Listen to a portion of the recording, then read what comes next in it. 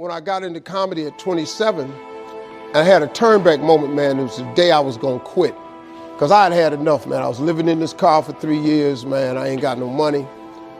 And I was gonna call my mom and dad and ask them, could I come home and just stay in the attic for about 4 months till I find a job. My father told me, you can't come back home. Once you leave my daddy's house, you got to figure it out. So I knew it was gonna be hard, but they had put an answering machine in the attic for me.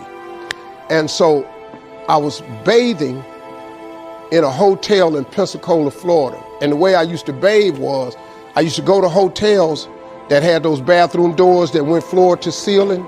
I would go to real fancy, like Ritz-Carltons and stuff like that, because they had linen towels wrapped up in a basket. And I would take a bunch of them and run hot water on them, and I'd take them in the stall and shut the door, and I'd take my bag and I'd soap up.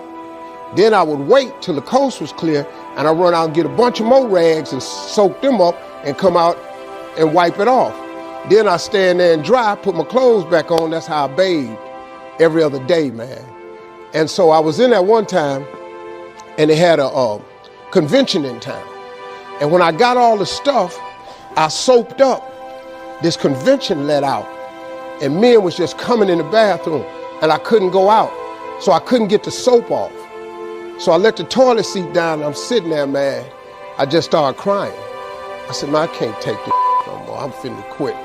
I'm gonna go call my daddy, just ask him, can I come home, man? I can't do this no more. So before I called him, I called the answer machine, and I got a message. And it said, Steve Harvey, this is Chuck Sutton from Showtime at the Apollo. We saw a tape of you. If you would come to New York Sunday night, this was a Thursday, come to Sunday night, we're gonna put you on TV, Showtime at the Apollo. Put me on TV, that was my dream. But I had a problem. I had $25, and I couldn't get to New York.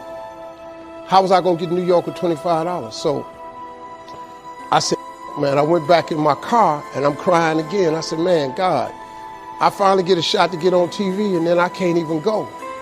I said, how could you do this to me? And I'm 30-something now, man. I've been waiting my whole life, and you get me here? So I said, man, let me call this machine back and just see if he said this Sunday. And I called it back, and it said, Steve, this is Chuck Sutton from Showtime at the Apollo. We saw a tape. We have an opening for you Sunday.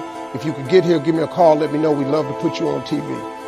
I said, so I got ready to hang up, and I heard, boop, you have another message. And I punched in the code, and the message said, Steve Harvey, this is Tom Sobel from the Comedy Caravan.